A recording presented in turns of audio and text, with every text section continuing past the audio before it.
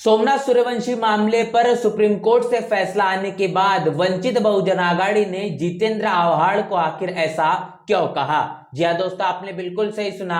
मैं हूं पराग महेंद्र, आप देखना शुरू कर चुके हैं नेशनल चौपाल। महाराष्ट्र के परभनी में बाबा साहब की मूर्ति और संविधान की प्रतिकृति को क्षति पहुंचाने के मामले को लेकर जो हिंसा भड़की, जिसमें पुलिस कर्मियों के जरिए सोमनाथ सूर्यवंशी नाम के शख्स को पुलिस कस्टडी में लाया गया था। इस मुताबिक सोमनाथ सूर्यवंशी को प्रताड़ित किया गया कि अपने इस पुलिस कस्टडी में ही सोमनाथ सूर्यवंशी ने अपना दम तोड़ दिया। इस मामले पर वंचित बहुजन आघाड़ी के राष्ट्रीय अध्यक्ष प्रकाश अंबेडकर के जरिए शुरुआती दौर से लड़ाई लड़ी जा रही थी। प्रकाश अंबेडकर ने यह साफ तौर पर पहले ही कहा था कि यह पुलिस कस्टडी में की गई साफ तौर पर हत्या है। सोमनाथ सूर्यवंशी अपनी तमाम वजहों से उसकी मौत नहीं हुई है। और इस मामले को लेकर महाराष्ट्र के मुख्यमंत्री देवेंद्र फडणवीस के जरिए विधानसभा में भी ये बात दोहराई गई थी कि उसकी हत्या पुलिस कस्टडी के तमाम तरीके के किए गए टॉर्चर से बिल्कुल भी नहीं हुई है। वक्त के मुताबिक देवेंद्र फडणवीस ने अपने इस बयानबाजी को भी बदलने का काम किया था। इस मसले को लेकर जिस मुताबिक वंचित बहुजन आघाड़ी ने प्रकाश अंबेडकर के जरिए जो हाईकोर्ट में लड़ाई लड़ी और उसके बाद ये मामला जब सुप्रीम कोर्ट में गया तो सुप्रीम कोर्ट में तमाम मसले को जजों के सामने में रखने के बाद ये मामला गंभीरता से सुना गया, समझा गया और इसमें इस मुताबिक फैसला हुआ कि वंचित बहुजन आघाड़ी ने इस मामले को लेकर अपनी जीत दर्ज कर ली है। जो लोग पुलिसकर्मी आरोपी सोमनाथ सूर्यवंशी की जिन्होंने हत्या की है, उन लोगों पर अब कड़ी से कड़ी कार्रवाई की जाए, ऐसी बड़ी बात सुप्रीम कोर्ट इसके जरिए कही गई है। अब इस मामले को लेकर तमाम तरीके की प्रतिक्रियाओं का सिलसिला जारी है, जिसमें एनसीपी मतलब राष्ट्रवादी कांग्रेस शरद पवार इनके पार्टी के मुंब्रा कालका के विधानसभा से ताल्लुकात रखने वाले एमएलए जितेंद्र आव्हाड ने अपनी प्रतिक्रिया साझा की है। अपनी इस पूरी की पूरी प्रतिक्रिया में जितेंद्र आव्हाड इन्होंने क्या कुछ कहा है, आइए आपके साथ साझा करते हैं। सोमनाथ सूर्यवंशी प्रकरणात आज सर्वोच्च न्यायालयाने जो निर्णय दिला त्याचं मी स्वागत करतो, पण त्याचबरोबर महाराष्ट्र शासनाचे हे निदर्शनास आणू इच्छितो की आम्ही विधानसभेच्या पटलावरती विधानसभेमध्ये जाऊन खोटं बोलत नसतो। सोमनाथ सूर्यवंशीचं प्रकरण पहिल्या दिवसापासून म्हणजे नागपूर अधिवेशनापासून पहिल्या दिवसापासून आम्ही लावून धरलो। आम्ही सांगत होतो की सोमनाथ सूर्यवंशीची हत्याच करण्यात आली। सरकार सारवासारव करत होती, श्वासोश्वासाचा त्रास झाला, अमुक झाला, तमुक झाला। पहिल्यांदा उच्च न्यायालयाने ते खोटं ठरवलं आणि सर्वोच्च न्यायालयाने आज शिक्कामोर्तब केलं। खरं तर गुन्हेगारांना सरकारने पाठीशी घालावं असं काही प्रकरण नव्हतं। एका भांडी घासणाऱ्या गरीब आईचा एकुलता एक म्हणजे घरातला करता करविता पोरगा, शिकलेला सावरलेला पोरगा, पुरोगमित्व आणि आंबेडकरी विचारांचा कंदा समर्थक सोमनाथ सूर्यवंशी याचा काय गुन्हा होता? काय गुन्हा काय होता? पण आईचा आधार म्हणून पुढे मागे उभा राहणारा या मुलाला तुम्ही यमसदनी पाठवता, हा गुन्हा नाही?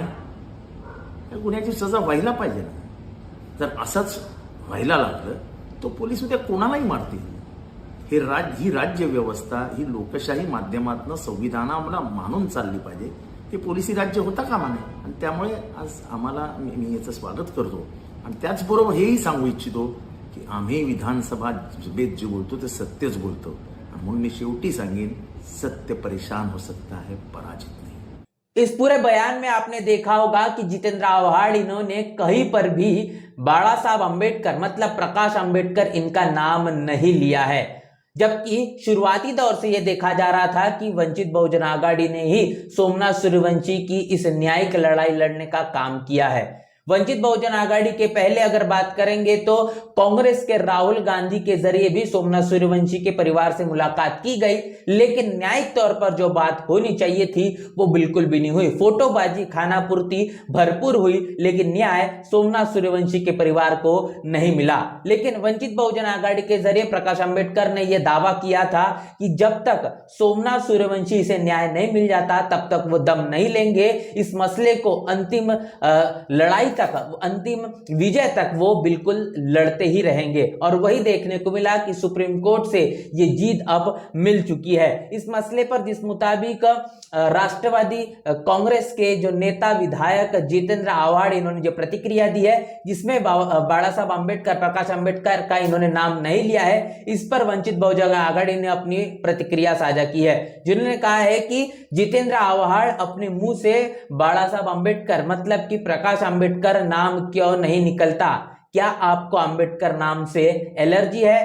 प्रकाश अम्बेडकर ने ही सबसे पहले यह बात का खुलासा किया था कि सोमनाथ सूर्यवंशी की हत्या पीछे पुलिस का हाथ है और उन्होंने ही चिकित्सा विशेषज्ञों को देखरेख में उनके शव परीक्षण पोस्टमार्टम की मांग की थी। और उन्होंने कहा था कि पोस्टमार्टम ये स्पष्ट था कि सोमनाथ की मौत पुलिस की पिटाई से हुई थी। वंचित बहुजन आघाड़ी ने महाराष्ट्र में अलग अलग जगहों पर इस मसले को लेकर विरोध प्रदर्शन किया और मार्च निकालकर सोमनाथ सूर्यवंशी की न्यायिक लड़ाई लड़ने की भी बात करी। उसके बाद उच्च न्यायालय में एडवोकेट प्रकाश अम्बेडकर ने सोमनाथ सूर्यवंशी को न्याय दिलाने के लिए उनकी मां विजयाबाई सूर्यवंशी की ओर से मुकदमा भी लड़ा। वे सरकार और पुलिस का असली चेहरा अदालत के सामने वे लाना चाहते थे और उसके बाद अदालत ने यह माना कि सूर्यवंशी की मौत पुलिस हिरासत में हुई थी और आरोपियों के खिलाफ 1 हफ्ते के भीतर मामला दर्ज का आदेश भी दिया था। लेकिन यह मामला आदेश होने के बावजूद भी सरकार आरोपियों को बचाने के लिए हर एक कोशिश की गई। सर्वोच्च न्यायालय में जब यह बात गई, वहां भी एडवोकेट प्रकाश अम्बेडकर ने न्यायिक लड़ाई लड़ी और सुप्रीम कोर्ट ने हाईकोर्ट के आदेश का बरकरार रखा और आरोपियों के खिलाफ मामला दर्ज कराने का निर्देश दे दिया है। यह लड़ाई एडवोकेट प्रकाश अम्बेडकर और वंचित बहुजन आघाड़ी के पदाधिकारियों कार्यकर्ताओं द्वारा सड़क से लेकर तो सुप्रीम कोर्ट तक लगातार लड़ी जा रही है, जिसमें एक बड़ी जीत मिल चुकी है। तो ये तमाम वो प्रतिक्रिया कहीं ना कहीं इस देश के मनुवादी जातिवादी मीडिया से छुपाया जा रहा है और यहाँ तक के राष्ट्रवादी कांग्रेस के नेता जितेंद्र आव्हाड भी इस मसले का पूरा श्रेय अपने तरफ लेना चाहते हैं। यहां तक ये देखने को मिला कि नेता राहुल गांधी, शरद पवार और आपकी महाविकास आघाड़ी चुपचाप फडणवीस के सीधे तौर पर मदद कर रहे थे और जितेंद्र आव्हाड आप दावा करते हैं कि आपने सिर्फ विधानसभा में आवाज उठाई थी, लेकिन फैसला तो अदालत ने दिया है, विधानसभा ने नहीं। और सोमनाथ सूर्यवंशी को न्याय दिलाने के लिए अपना सब कुछ कुर्बान करने वाले नेता और पार्टी का नाम अपने मुंह से नहीं निकलता, यह आपकी ओछी मानसिकता और अंबेडकर के प्रति नफरत के को ही दर्शाता है। आपके नेता, आपकी पार्टी, आपकी महाविकास आघाड़ी इस लड़ाई में कहीं नहीं थे, इसीलिए बकवास शुरू करने से पहले आपको अपने लोगों पर नहीं बल्कि अपने मन पर शर्म आनी चाहिए, जरा संभल कर। ये तमाम वो प्रतिक्रिया जो वंचित बहुजन आघाड़ी के जरिए साझा की गई है, जो जितेंद्र आव्हाड, इनको आईना दिखाने का काम किया गया है कि वो जिस मुताबिक विधानसभा में इस मसले को उठाने की बात कर रहे हैं, लेकिन ये मामला सुप्रीम कोर्ट के जरिए फैसले के आधार पर आया है, विधानसभा से नहीं। सिर्फ विधानसभा से मामला उठाने से बात नहीं बनेगी, पूरी तरीके से न्यायिक लड़ाई लड़ना और उसको जीत में तब्दील करना, यह सबसे ज्यादा जरूरी होता है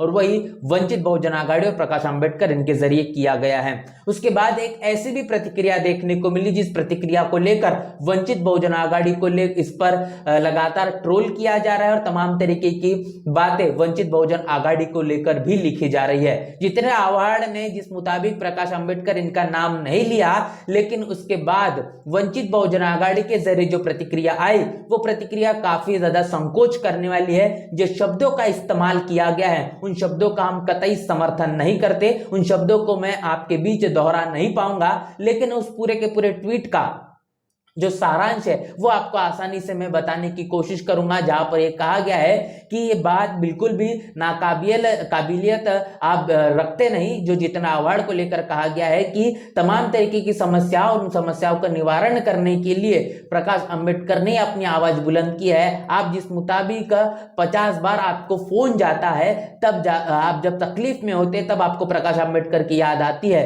लेकिन जहां जरूरत है, जिस काम का श्रेय मिलना चाहिए वो आप देते हुए नजर नहीं आ रहे हैं। ये बात बिल्कुल भी सहन नहीं की जाएगी। तमाम तरीके के अनोखा शब्दों का इस्तेमाल किया गया है, उन शब्दों को मैं नहीं दोहरा पाऊंगा। अगर वंचित बहुजन आघाड़ी इस मसले पर भले ही राजनीति करना चाहती है, लेकिन इस तरीके की राजनीति करना ये कतई ठीक नहीं है। आप अगर अपना विरोध दर्ज करना चाहते हैं तो निश्चित रूप से व्याकरण या फिर शब्दकोश में अनेक प्रकार के ऐसे भी शब्द है जिन शब्दों से आप अपना विरोध दर्ज कर सकते हैं, लेकिन ऐसे शब्दों का इस्तेमाल करना राजनीतिक तौर पर ये कहने की दलगत जातिगत राजनीति की तरफ एक इशारा करता है। जितेंद्र आव्हाड जिन्होंने इस मसले का पूरा श्रेय लेने का काम किया है, निश्चित रूप से उनकी ये बड़ी चूक है। ऐसा करना भी कहीं ना कहीं ये बात साबित करता है कि किस तरीके से दलितों, आदिवासियों, पिछड़ों को लेकर उनकी मानसिकता है और सिर्फ कैसे वो लाइमलाइट में रहे और सुर्खियों के मुताबिक तमाम बहुजन समाज के जो आकर्षण है वो अपने तरफ कैसे हो पाए, इसके लिए ही उनकी पूरी की पूरी राजनीति दिखाई पड़ती है। इस मसले पर जिस तरीके से वंचित बहुजन आघाड़ी की प्रतिक्रिया है